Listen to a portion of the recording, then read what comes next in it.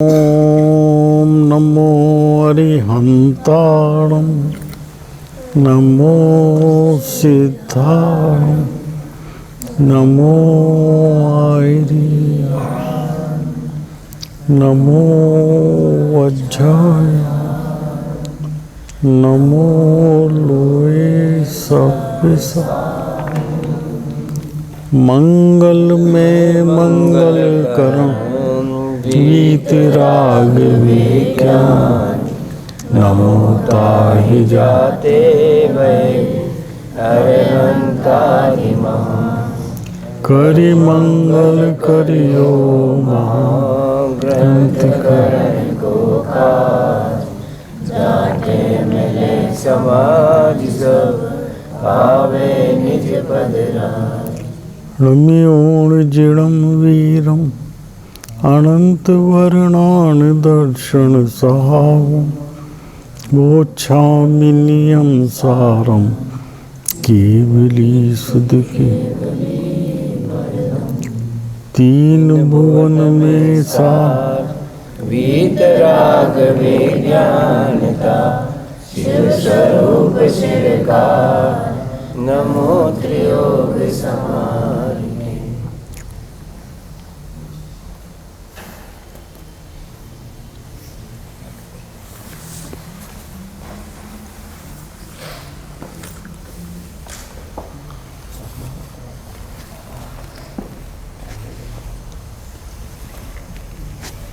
इन सब आगे आ जाए थोड़ा हेल्प करा दो बेटा, हेल्प करो एक जन जाओ।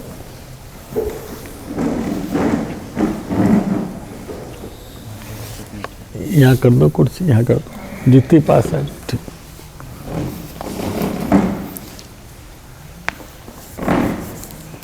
बेटा अभी बहुत अच्छा संचालन किया जिस बच्चे ने किया, मुझे नाम नहीं मालूम है, पूज्य गुरुदेव के प्रवचन के बारे में किसने किया था? प्रणव। प्रणव कौन सी क्लास का? 12th का। बस उसमें मुझे प्रणव भैया एक बात कहनी है। प्रणव आगे आ जाओ। नहीं कोई बात नहीं, जहाँ भी आगे आना चाहो आगे आ जाओ, जगह है। आ जाओ इधर, आ जाओ इधर, यहाँ भी आ सकते मेरे इधर, यहाँ भी आ सकते हो, आगे आ जाओ। चलो बैठो बैठो। बिल्कुल बहुत अच्छे संचालन किया था। मुझे नहीं पता था गुरुदेव ने क्या कहा क्या नहीं कहा, लेकिन एक बात स्पष्ट होनी चाहिए। वो बात ये स्पष्ट होनी चाहिए, एक अपेक्षा है जिससे कहा जाता है कि सम्यक ज्ञान पहले होता है, उसके बाद सम्यक दर्शन होता है। ये वास्तविकता नहीं है। वास्तविकता तो ये है कि सम्यक ज्ञान और सम्यक दर्शन एक साथ होते हैं। कारण कार्य का अंतर लिया है, जैसे युगपत दीपक प्रकाश के अंतर लिया गया। छेड़ाला में क्या है ना, उसी तरह से। क्योंकि जानेगा नहीं, 17-18 गाथा में कहा है समय सार में, तो श्रद्धान किसका करेगा? इसलिए जानता है वो श्रद्धान करता है, लेकिन वो जानना और श्रद्धान एक काल में है, आगे पीछे नहीं है। जो जाना, जानने के बाद श्रद्धान होता है ऐसा नहीं है। सम्यक, जैसे एक शब्द आता है ना बेटा, वीतराग विज्ञान आता है ना, तो वीतराग विज्ञान में क्या क्या चीज आई? वीतराग में क्या आया? चारित्र। और विज्ञान में ज्ञान, यानी सम्यक ज्ञान, विशेष ज्ञान। दर्शन कहाँ गया?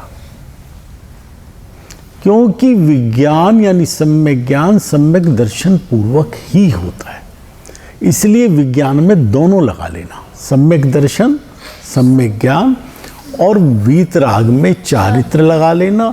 ये तीनों वीतराग विज्ञान में आ गए।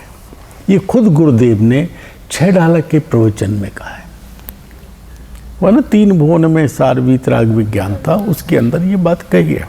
एक और दूसरी बात, आपने जो कहा है मैं उसको नहीं काट रहा हूँ कभी, क्योंकि मैंने गुरुदेव का सुना नहीं है आज।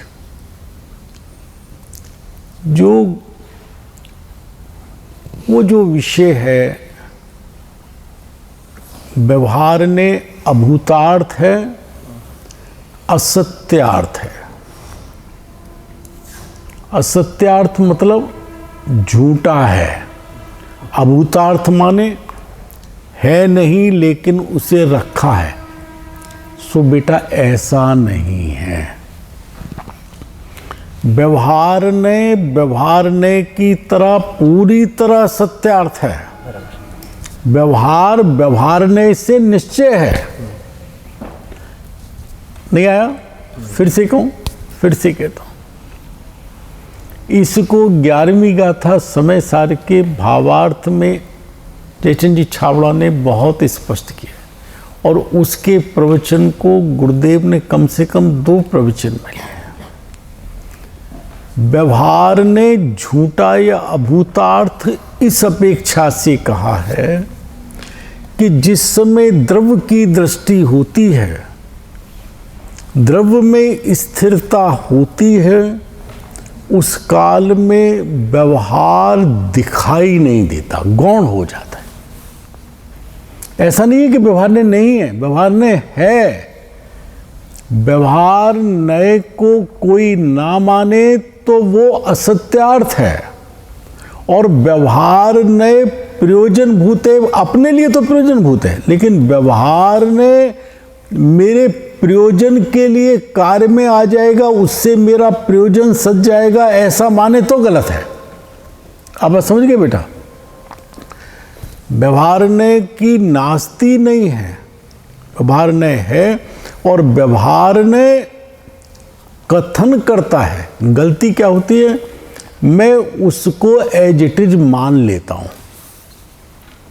251 पेज पे कहा है मोक्ष प्रकाशक में, व्यवहार ने स्वद्रव्य परद्रव्य को, उनके भावों को, कारण कार्यादि को, किसी को किसी में मिलाकर कथन करता है। मिलाता नहीं है। व्यवहारने ने कभी नहीं मिलाया। व्यवहारने ने ये जिम्मेदारी अपने ऊपर कभी नहीं ली कि मैं इनको मिला दूं। व्यवहारने ने मात्र ऐसा कथन किया, और वो कथन एक प्रयोजनवशात किया, जिनकी दृष्टि हमारी दृष्टि को इधर लाने के लिए। व्यवहारने को हस्तावलंबन कहा ना, कहा बेटा? समय सार में कहा ना। हस्तावलंबन का अर्थ समझते हैं? नहीं समझे? हाथ का आलंबन। कोई गड्ढे में गिरा है, उसको हाथ का सहारा देके ऊपर लाते हैं, तो उसे कहते हैं हस्तावलंबन। लेकिन अगर वो हाथ पकड़ के ही बैठ जाए, छोड़े ना, तो क्या होगा? खुद भी गड्ढे में गिरना पड़ेगा। तो वो व्यवहार ने गड्ढे से बाहर निकालने के लिए तक प्रयोजनवान है, हस्तावलंबन है, बाहर निकालने के लिए। लेकिन फिर अपना कार्य अपने आप करना है, निश्चय ने पूर्वक करना है। तो बात होगी ना बेटा? और तीसरी बात एक और कहनी है, जो आपने सबसे शुरू में ली थी, बहुत अच्छी बात ली थी। ये एकमात्र शास्त्र है जिसको आचार्य देव ने कहा कि मैं अपने भावना के निमित्त से बनाता हूँ, वरना शास्त्र कोई किसी न किसी को लक्ष्य करके, प्रभारक भट्ट को लक्ष्य करके, फलाने को लक्ष्य करके, फलाने को लक्ष्य करके करुणाई इसलिए बना दिया। जब आप अपने लिए कोई चीज़ बनाते हैं, मकान बनाते हैं, तो उसमें सीमेंट के रेशो और किसी को बेचने को बनाते हैं, तो दोनों में थोड़ा अंतर तो हो सकता है ना। तो सबसे बढ़िया मकान कब बनाता है? जब अपने लिए बनाता है। तो कुंद कुंदाचार्य देव ने इस ग्रंथ में जो उत्तमोत्तम बात हो सकती है, कहीं कहीं गुरुदेव श्री ने शब्द कहा है कि इसमें कहीं कहीं तो आचार्य देव ने समय सार से आगे निकल गए, ऐसा कहा। शायद यहाँ भी कहा था, मुझे पता नहीं बेटा, ऐसा भी कहा, एक आध जगह का है। तो आज का बहुत अच्छा था, मैं इससे वंचित रहा सुनने से। अब हम अपना मूल विषय मोक्ष प्रकाशक पे आते हैं। बेटा इम्पोर्टेंट विषय है, बहुत गंभीरता से ध्यान से चर्चा करेंगे इसकी। हमारा परसों तक ये वाला हो गया था। मोक्ष मार्ग के प्रकाशक ग्रंथ तो पहले थे, नवीन ग्रंथ किस लिए बनाते हो, इसका उत्तर दिया उन्होंने। ये ग्रंथ बनाता हूँ अपना मान बढ़ाने के लिए नहीं करता हूँ, जिसको मंद ज्ञानवान जीव बहुत दिखाई देते हैं, उनके भला होने के लिए दृढ़ बुद्धि से ये भाषामय ग्रंथ बनाता हूँ। यहाँ तक हमारा हुआ था। अब यहाँ से चलेगा 20 पेज का, और जिसको कहते हैं इस पहले अधिकार का बच्चे इधर ध्यान देंगे, इधर उधर नहीं देखेंगे। मुझे बहुत अच्छा लगेगा कि यदि इनमें से कोई बच्चा जो विषय चल रहा है उसमें से प्रश्न पूछे कि मुझे ये समझ में नहीं आया।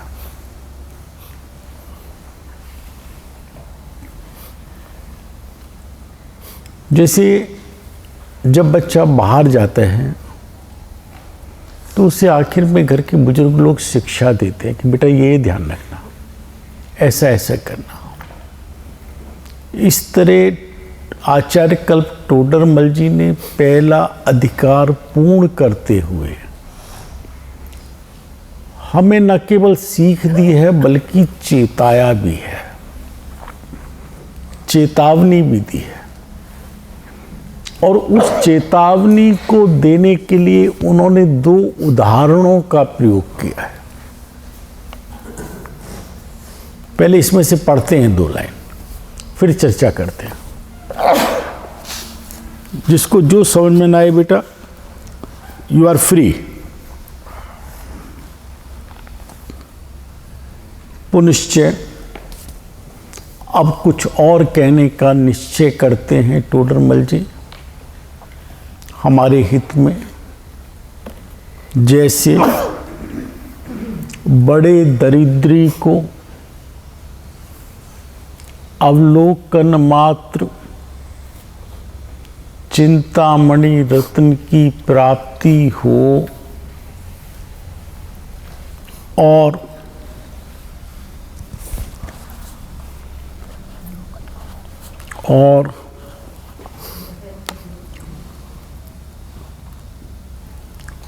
वह अवलोकन ना करे। ये पहला उदाहरण हो गया। बड़े दरिद्री का अर्थ समझे। यहाँ पे दरिद्री शब्द ना लिख के टोडरमल जी ने क्या लिखा, बड़े दरिद्री, जिस पे खाने को अन्न नहीं, पहनने को वस्त्र नहीं, रहने को मकान नहीं, पूरे चेहरे पे ऊपर से नीचे तक देख के दरिद्रता दरिद्रता दरिद्रता दिखाई देती है। उसे कोई करुणा करके लाकर चिंतामणि रत्न दिखाए। चिंतामणि रत्न समझते बेटा? नहीं समझते? 3 शब्द आते हैं, चिंतामणि रत्न, कामधेनु गाय, कल्प वृक्ष। ये आते हैं ना शास्त्रों में। ये भी आता है ना कि वो किसी आपकी पूजा में या किसी उसमें स्तुति में आता है ना, बिन मांगे बिन चिंतवे सभी सका, है ना। ये जो चिंतामणि रत्न, कामधेनु गाय और कल्प वृक्ष, इनसे जो मांगो वो मिलता है।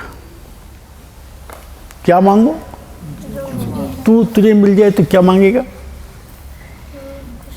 कुछ भी मांग लेगा, अठन्नी दे दे।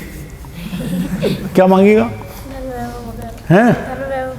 धन वैभव मांगेगा, पैसे दे जाओ, है ना, थोड़े से। धर्म नहीं मांगेगा, मुझे मोक्ष हो जाए वो नहीं चाहिए, सच्चा सुख चाहिए वो नहीं चाहिए, मुझे तो धन वैभव चाहिए। Very good. देखो ये बच्चा तो मांगेगा धन वैभव, कोई और बच्चा है जो कुछ और खास चीज़ मांगेगा? धर्म तो अपने से होता है उससे तो होगा नहीं। और धन वैभव इससे मिलेगा? नहीं, धन वैभव इससे मिलेगा, है ना, है? बहुत अच्छी बात है। ये चीज़ इससे मिलेगी, ये चीज़ इससे मिलेगी, ऐसा भी है क्या? क्यों? चिंतामणि रत्न मिला हो और उससे यूँ कह के रुपया दे जा, घर में झाड़ू लगा जा। चक्रवर्ती कहीं पहुंचे, उसके हाथ में झाड़ू दे देने जैसा होगा। क्या कहा छेडाला में? दुर्लभ लही जो चिंतामणि, त्यों पर्याय नहीं दर्शनी। अरे जैसे दुर्लभ है चिंतामणि रत्न, वहां तो दूसरी बात कह रहे हैं, उस प्रकार से निगोद से और स्थावर से निकलकर त्रस पर्याय में, त्रस पर्याय 2 इंद्री, 3 इंद्री, 4 इंद्री, 5 इंद्री संगी, ये होना अति अति दुर्लभ है चिंतामणि रत्न की तरह। क्योंकि चिंतामणि रत्न वो रत्न है बेटा, मैंने नहीं देखा है कभी, शास्त्र में ही पढ़ा है। वो चिंतामणि रत्न वो है, लेकिन शास्त्र की बात ही जिनेंद्र की वाणी है, असत्य नहीं है, सर्वज्ञ परमात्मा की है। जिनको राग द्वेष का सर्व था, 12वें ही गुण स्थान में अभाव हो गया है, वो वीतरागी हैं, वो असत्य नहीं कथन करते और सर्व को जानते हैं, इसलिए सबको जानते हैं, इसलिए उनके ज्ञान में कोई झूठी बात नहीं है, असत्य कथन में नहीं है। इसलिए अगर चिंतामणि रत्न आया है तो चिंतामणि रत्न है, हमें दिखाई दे या ना दे, तीर्थंकर है वर्तमान में यहाँ दिखाई दे या ना दे, मुनि हैं, साधु हैं वर्तमान में, सच्चे मुनि दिखाई दे या ना दे, लेकिन हैं। इस तरह चिंतामणि रत्न है, और वो चिंतामणि रत्न उसकी ओर मात्र देखकर जो मांगो वो मिल जाए। और वो रत्न किसी बड़े दरिद्री को, जिस पे रोटी नहीं, पीने को पानी नहीं, पहनने को वस्त्र नहीं, उसे कोई कृपा करके, करुणा करके लाके दिखाए और वो कहे मुझे नहीं देखना, मुझे अपनी आंख खराब नहीं करनी, मुझे नहीं देखना, हटाओ इसको, हटाओ इसको। बेटे ये आंख खराब नहीं करनी, ये मैंने खास तौर पे जानबूझ के कहा है शब्द, मुझे इस शब्द की आवश्यकता पड़ेगी आगे। जैसे किसी बड़े दरिद्री को कोई चिंतामणि रत्न क्या है, प्राप्ति हो गई, अवलोकन मात्र चिंतामणि रत्न, अवलोकन मात्र देखने के लिए, कोई देखे तो मांग सकता है, प्राप्त हो और वो ना देखे, अवलोकन ना करे। दूसरा उदाहरण सर, जैसे कोई कोड़ी को अमृत पान कराए और वो ना करे, कोड़ी जिसे दलित कोड़ घिनावना बह रहा है, 800 साल का कथन आता है ना शास्त्रों में, 700 वर्ष का, ऐसा दलित कोड़ हुआ श्रीपाल जी, और उसकी कोई इलाज नहीं, केवल अमृत ही उसका इलाज है। वो दुर्लभ अमृत को लाकर उसे अंजलि में दे के पी, ये अंजलि शब्द भी मैंने खास तौर पे इस्तेमाल किया बेटा।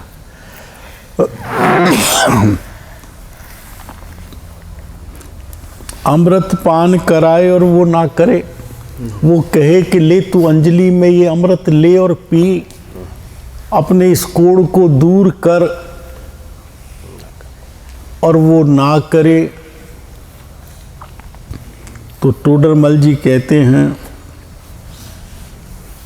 उनके अभाग में बीच का छोड़ रहा हूं दृष्टांत वाला हिस्सा।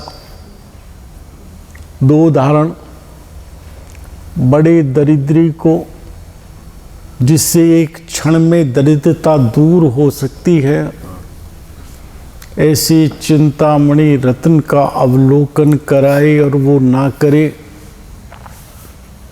कोड़ी को कोई अमृत पान कराए और वो ना करे तो टोडरमल जी कहते हैं उनके अभाग्य की महिमा हमसे तो नहीं हो सकती। तो तेरे अभाग्य की महिमा मुझसे तो नहीं हो सकती। टोडरमल जी कह रहे हैं। क्यों कह रहे हैं? उन्हें तेरा क्या होने वाला है ये उनके ज्ञान में आ गया है, ध्यान में आ गया है।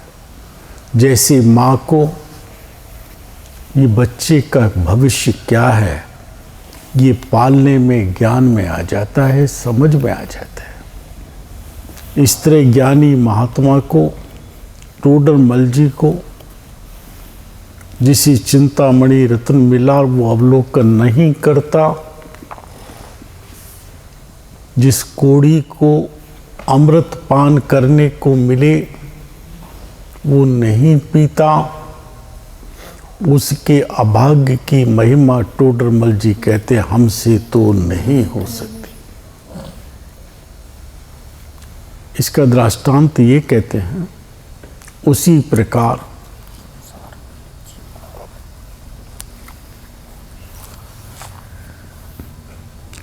प्रकार संसार पीड़ित जीव को, बेटा ठीक से बोलना, किसको? मुझे नहीं, जो संसार के पीड़ित हैं उनको। मुझे नहीं ना, मुझे नहीं ना, मुझे भी या मुझे ही?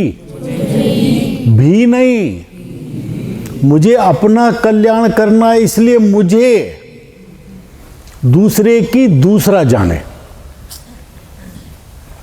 मैं संसार में अनादि से पीड़ित हूं, 4 गति 84 लाख योनि, 197 लाख करोड़ कुल में अनंत बार जन्म मरण करके दुख उठा रहा हूं। एक क्षण के लिए साता भी नहीं मिली, कोई क्षेत्र नहीं बचा, कोई काल नहीं बचा, कोई भाव नहीं बचा, कोई भव नहीं बचा, कोई द्रव नहीं बचा जिसका सेवन ना किया हो, जहां जन्म मरण ना किया हो। मैं इतना पीड़ित हूं और मुझे दूसरे तो पीड़ित दिखाई देते हैं, मुझे मैं नहीं दिखाई देता कि मैं संसार पीड़ित हूं। उसी प्रकार संसार पीड़ित मुझको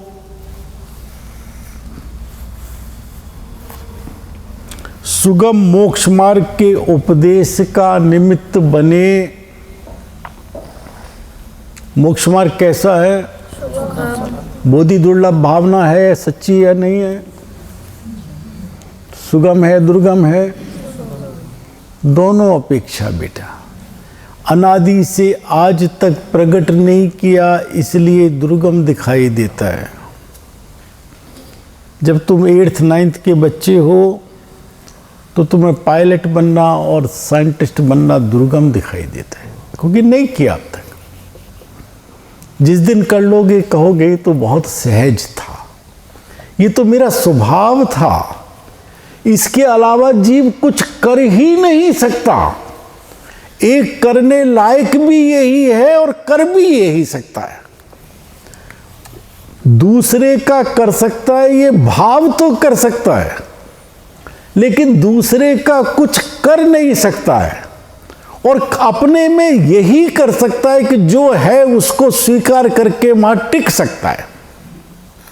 ये करने योग्य है, ये करना चाहिए, ये कर सकता है, लेकिन नहीं करता है, इसलिए दुर्गम दिखाई देता है। और जिन ज्ञानी महात्माओं ने किया उसको एक समय में प्राप्त किया है। करना कितना? ये मैं नहीं, ये मैं हूं। पूज्य गुरुदेव ने जो वहां से पत्रिका निकलती है, क्या नाम है, मित्र आत्मधर्म, उसके पहले अंक में एक बात कही है, उसको मेरे पिता ने अपनी 7वें भाग में लिखा है। उन्होंने परिभाषा दी है, मोक्ष किसे कहते हैं और संसार किसे कहते हैं। तो पूज्य गुरुदेव ने कहा ये मैं, ये मोक्ष, और ये मैं, ये संसार। यानी इससे भिन्न ये मैं, इस स्वीकृति का नाम मोक्ष है। और अनादि से उसे भूलकर ये मैं जो पर्याय मिली, ये मैं, इसका नाम संसार है। और जिस समय ये भूलकर ये मान लिया कि मैं ये नहीं, उसमें प्रतीति की, तो मोक्ष तेरे हाथ में आ गया, मुट्ठी में आ गया, सहज हो गया। वो सुगम मोक्ष मार्ग का अरहंत देव, केवली सर्वज्ञ परमात्मा तीर्थंकर देव उपदेश देते हैं। वर्तमान में विदेश क्षेत्र में सीमंदर भगवान आदि 20 तीर्थंकर उपदेश दे रहे हैं। गणधरों ने उसको झेलकर करुणा बुद्धि से कि जब तीर्थंकर का विरह होगा तो ये बात उन तक, हम दुखी जीवों तक कैसे पहुंचेगी। अंग प्रकीर्णक 12 अंगों की रचना की, महान आचार्यों ने उसे लिखा। टोडरमल जी जैसे विद्वानों ने उसे लिखा। पूज्य गुरुदेव जी से महान वक्ताओं ने उस पे 19 बार समय सार पे प्रवचन किए। वर्तमान में संगी पंचेंद्री होने पर, मनुष्य भव मिलने पर, जैन कुल मिलने पर, दिगंबर धर्म मिलने पर, हमें तो देव शास्त्र गुरु भी मिल गए सच्चे, और सुगमता से ज्ञानी गुरुओं का उपदेश भी मिला। सुगम मोक्ष मार्ग के उपदेश का निमित्त बने। बेटा, और मैं अभ्यास ना करूं, वह मत पढ़ना। मैं अभ्यास ना करूं, फिर से मुझे जिनवाणी मिले और मैं उसे ना पढ़ूं। ये नेत्र इंद्री मिली और मैं जिनवाणी ना पढ़ूं, अपनी भावना के लिए, पढ़ाने के लिए नहीं, अपने कार्य के लिए मैं ना पढ़ूं। मैं कल ये पढ़ा दूंगा इसलिए नहीं पढ़ूं, अपनी भावना के लिए। अरे आचार्य भी कहते हैं मैं अपनी भावना के लिए लिखता हूं। मैं ना पढ़ूं तो मैंने इन नेत्र इंद्रियों को व्यर्थ कर दिया, खो दिया। और जैसे कोड़ी को अमृत पान कराए कि ले अंजलि में भर के पी, ऐसे मुझे सुगम मोक्ष मार्ग का, ज्ञानियों का उपदेश का अवसर मिला कि इन कर्ण रूपी अंजलि से इसको पी। कर्ण की आकार होता है ना अंजलि जैसा, कर्णांजलि से इसको पी। और मैं ना पीऊं तो मैंने इस कर्ण इंद्रिय को व्यर्थ कर दिया।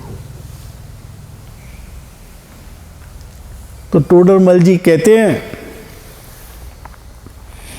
और वह मैं अभ्यास ना करूं तो तेरे अभाग्य की महिमा, उसके नहीं, मेरे अभाग्य की महिमा ज्ञानियों से तो नहीं हो सकती। महिमा अभाग्य की भी बहुत बड़ी है बेटा। एक क्षण के अंदर 7वें नरक और निगोद चला जाता है। यहाँ पे चक्रवर्ती की पद पर बैठा हो, और भाग्य की भी महिमा है कि अगर अपना पुरुषार्थ करे तो एक समय के अंदर मोक्ष में पहुंच जाता है। श्रेणी मांडकर 12वें गुण स्थान पहुंचा, वीतरागता प्रकट हुई, अनंत ज्ञान प्रकट हुआ, अनंत चतुष्टय प्रकट हुआ और 4 आघाती कर्म होके एक समय मात्र के अंदर ऊर्ध्वगमन स्वभाव से सिद्ध दशा में जाके विराजित हो जाता है। ये महिमा है। और अभाग्य की भी ऐसी ही महिमा है कि अनंत काल के लिए संसार में कीड़ी कोआ मकड़ी बन के घूमे। एक बार निगोद में चला गया तो बाहर निकलना मुश्किल है बेटा। तो टोडरमल जी कहते हैं तेरे अभाग्य की हमसे तो नहीं हो सकती, हमको तो होनहार ही का विचार करने पर समता आती है। उन्हें हमारी होनहार दिखाई दे गई है। यदि जिनवाणी मिलने पर भी हम नहीं पढ़ते, यदि सच्चे गुरुओं का उपदेश मिलने पर भी हम श्रवण नहीं करते, तो टोडरमल जी कहते हैं हमें तेरी होनहार पता लग गई है। हमें तेरे से द्वेष नहीं है, हमें समता आती है, हमें दुख होता है कि तेरा क्या होने वाला है। तुझे ये नेत्र इंद्रिय और कर्ण इंद्रिय अब नहीं मिलने वाले हैं। तू असंगी होने वाला है अगले भव में, ये नियम से समझ लेना। तू संगी नहीं होने वाला है, सम्मूर्छन में जाने वाला है। निगोद की बात नहीं कर रहे, निगोद की भी की है इस शास्त्र में कि निगोद आदि पर्याय को प्राप्त करेगा 313 पेज पे। लेकिन यहां तो ये कहते हैं कि तेरी होनहार का, 2 बातें ली ना। अगर तुझे अवलोकन को चिंतामणि रत्न जैसे धर्म ग्रंथ मिले, सुगम ग्रंथ मिले, तेरी भाषा में मिले, तुझे ये बहाना भी नहीं कि मुझे क्लिष्ट है, मुझे व्याकरण नहीं आती, गणित नहीं आता, न्याय नहीं आता, और उसके बावजूद तू उनका अध्ययन नहीं करता, तू बहाना बनाता है, शास्त्र में नहीं पहुंचता है, तुझे उससे आलस्य आता है। श्रोता के स्वरूप में कहा है टोडरमल जी ने कि नहीं समझ में आता वो पाप का कारण नहीं है, उससे तो तेरे परिणाम के अनुसार पुण्य बंद होता है। और कभी पहुंच गया तो भी परिणाम के अनुसार पुण्य और पाप बंद होता है। लेकिन यदि मद मत्सर भाव से सुनता है कि मुझे तो सुनना ही पड़ेगा, ये तो ताऊ जी की क्लास है वरना डांट पड़ जाएगी, मुझे तो टाइम गुजारना है, नींद लेता है, बात करता है, उठ के जाता है, बहाना करता है, तो सिर्फ पाप बंद होता है। ये लिखा है बेटा, पढ़ लेना श्रोता के स्वरूप में, अकेला पाप बंद होता है। वो जो तुमने की थी ना बेटा विशुद्ध वाली चर्चा, टोडरमल जी ने 3 बात की, संक्लेश, विशुद्ध और शुद्ध। संक्लेश पाप और विशुद्ध को शुभ पुण्य भाव, और शुद्ध तो शुद्ध है, लेकिन यहां पे जो आया था नियम सार में, ये विशुद्ध विशेष शुद्धि के लिए आया। कहा था ना भैया ने, प्रणब भैया ने आपके लिए बिल्कुल स्पष्ट बात की थी ना, समझ में आई थी। भाई साहब बहुत नींद आ रही है, क्या नाम है आपका? कौन सी क्लास? कौन वो भिंड वाला है? भिंडी लाल? अच्छा ठीक है।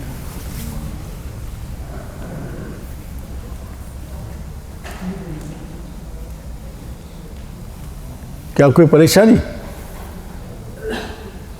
जी फिर से बेटा, ये मुझे बहुत प्रिय है, इसलिए पुनरावृत्ति का दोष नहीं है इसमें। जिनवाणी में पुनरावृत्ति का दोष नहीं आता है। मुझे महाभाग्य से सब कुछ यहाँ उपलब्ध हुआ, आप सर्व प्रकार से अवसर आया है,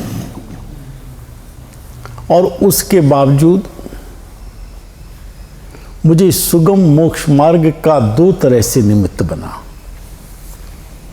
जिनवाणी पढ़ने को मिली, मेरी भाषा में मिली, सुगम मिली। टोडरमल जी कहते ना इसको सुगम बनाया है, व्याकरण आदि का भी आवश्यकता इसमें नहीं है।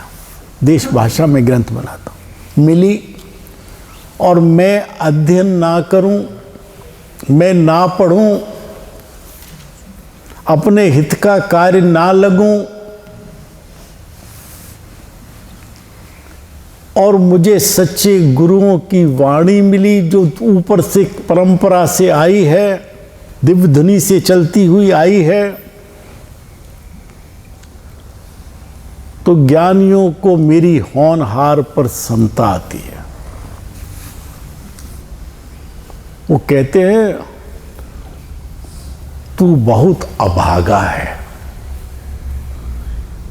चिंतामणि रत्न मिले दरिद्री और ना देखे, कोड़ी को अमृत पिले ना पिए, तो कहते तू अभागा है, तेरे अभाग्य की महिमा हमसे नहीं हो सकती। बेटा बात समझ में आ गई पूरी? तो आगे बढ़ जाऊं, है ना बेटा? नहीं आई हो तो पूछ लेना बेटा, कहीं गलती की हो तो बता देना। निमित्त बने अभ्यास ना करे तो उसके अभाग्य की महिमा हमसे तो नहीं हो सकती, कोई और करे तो कर ले। टोडरमल जी कह रहे हैं हम तो नहीं कर सकते, हमसे तो नहीं हो सकती, हमसे तो नहीं हो सकती, तुझे खुद ही भोगना पड़ेगा। हमसे तो नहीं हो सकती। हम तो अपने वचन से, अपने मुख से ये बात कैसे कहें कि तू निगोद आदि पर्याय में जाने वाला है? हम कैसे कहें? हमसे नहीं हो सकते। हम ऐसे क्लिष्ट वचन भी नहीं कह सकते, टोडरमल जी कह रहे, जो हमें तेरी होनहार दिखाई दे रहे।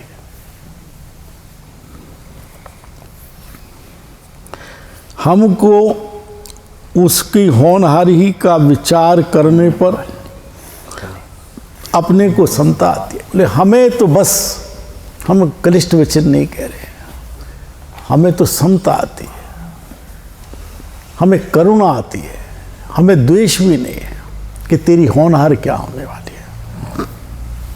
कहा भी है बेटा, पढ़ना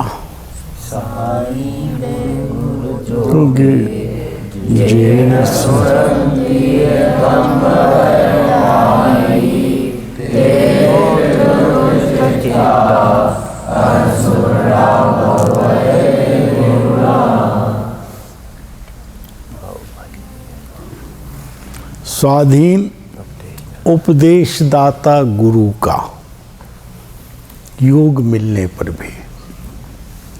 इसमें बेटा गुरु की परिभाषा बता दी कि गुरु कैसा होना चाहिए। सच्चा गुरु कैसा होता है? जो लोभी ना हो, संसारिक लौकिक कार्यों को ना साधता हो, स्वाधीन हो।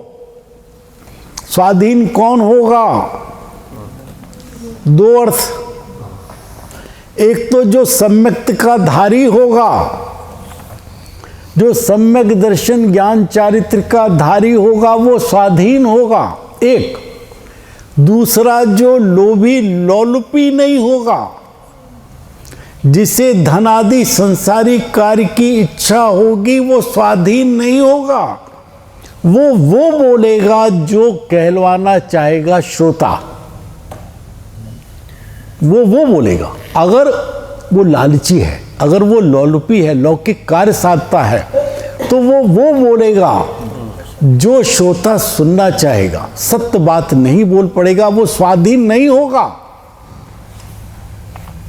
उसमें कहा है वक्ता का पद ऊंचा होता है, श्रोता का, चाहे श्रोता कितना भी विद्वान, लेकिन जिस समय शास्त्र है तो शास्त्र की विनय होती है। लेकिन यहाँ पर अगर वक्ता लालची है, लौकिक कार्य साधने के लिए स्वाध्याय करा रहा है, तो उसका पद नीचा हो जाएगा और श्रोता का ऊपर हो जाएगा।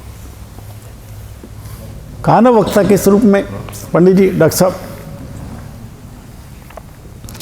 ऐसे स्वाधीन, हमें भाग्य से ऐसे स्वाधीन वक्ता का, उपदेश दाता का संयोग भी मिला। पूज्य गुरुदेव मिले, स्वाधीन, जिन्होंने कभी किसी से ये नहीं कहा ये कर दे। अरे उनके तो शिष्य भी ऐसे हुए हैं बेटा। हम अपने पिता की ही बात करें तो कभी एक पोस्ट कार्ड नहीं लिया, किराया नहीं लिया, पैसा नहीं था खाने को तब नहीं लिया। ऐसे स्वाधीन उपदेश दाता गुरु का योग मिलने पर भी जो जीव, यानी यदि मैं, जो जीव नहीं मैं, यदि मैं सुनता हूं तो बहुत अच्छी बात है। ऐसा उपदेश दाता गुरु का योग मिलने पर भी यदि मैं धर्म वचनों को नहीं सुनता तो मैं ढीठ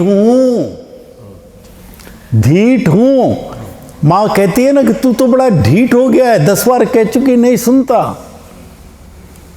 तुझे ऐसा सुनाने वाला मिला और तू नहीं सुनता तो तू बड़ा ढीठ है। तेरा दुष्ट चित्त है। बेटा मैं जो शब्द बदल के कर रहा हूं उसी को लगाना अपने ऊपर, उनका मत लगाना। उनका दुष्ट चित्त है ऐसा मत लगाना, वो ढीठ है ऐसा मत लगाना। यदि मैं नहीं सुनता हूँ, यदि मैं नहीं पढ़ता हूँ तो मैं ढीठ हूँ, मेरा चित्त बहुत दुष्ट है। अब ऊपर वाली बात पे आ जाइए।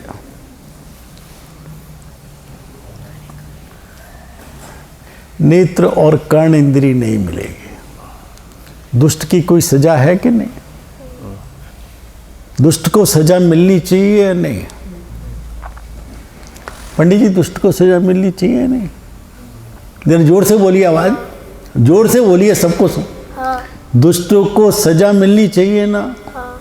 तो क्या सजा मिलनी चाहिए? अगर मेरा चित्त दुष्ट है, मैं सुगम जिनवाणी मिलने पर नहीं पढ़ता, सुगम मोक्ष मार्ग का उपदेश मिलने पर नहीं सुनता, स्वाधीन उपदेशदाता गुरु का योग मिलने पर भी नहीं सुनता, तो मैं दुष्ट चित्त हूँ। तो उस दुष्ट चित्त की मुझे क्या सजा मिले? वो कहते हैं हमने शास्त्र से तो नक्की कर दिया है, तय कर दिया है। तेने जिनवाणी की विराधना की है, तेने ज्ञानी गुरुओं की विराधना की है, तू सम्मूर्छन में जाने वाला है, तू विकल त्रय में जाने वाला है। तुझे ये नेत्र और कर्ण इंद्रिय अब नहीं मिलेगी, तेरा दुष्ट चित्त है। बेटा चिंतन करो तो हर शब्द से अर्थ निकलेगा। तेरा दुष्ट चित्त है, अथवा जिस संसार भय से तीर्थंकर आदि भी डरे। कौन डरे? आदि में कौन लगाना है बेटा? सब लगाना। जितने शलाका पुरुष, चक्रवर्ती, बलभद्र, राजा महाराजा, तीर्थंकर, केवली, साधारण केवली, वो भी डरे, जिन पे राजपाट का, जिनके बल का पार नहीं था, जिनके वैभव का पार नहीं था। तू क्या मांगेगा चिंतामणि रतन से? तू कह रहा था पैसे मांग लूंगा। अबे जिनके 96,000 रानियां थी, 6 खंड का राज्य था, जिनके एक कौर को, एक गस्से को पूरे 6 करोड़ पैदल सेना नहीं पचा पाती, ऐसा उनका आहार था।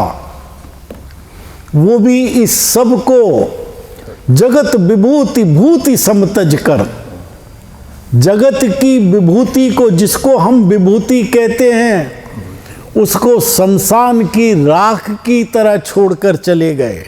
और तू तो उसे मांगने के चक्कर में है मेरे बच्चे, चिंतामणि रतन से ये मांगेगा राख को।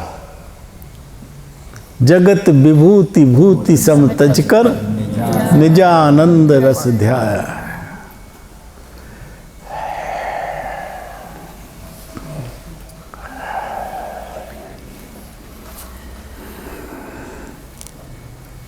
संसार भय से तीर्थंकर आदि डरे।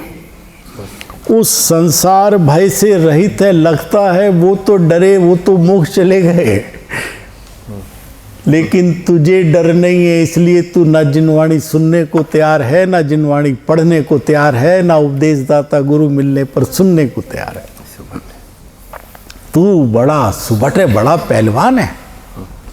तेरे जैसी टक्कर तीर्थंकर तो डरे, लेकिन तू नहीं डरता। तू बड़ा पहलवान है, तू बड़ा सुबट है। टाइम हो गया होगा बेटा, है ना?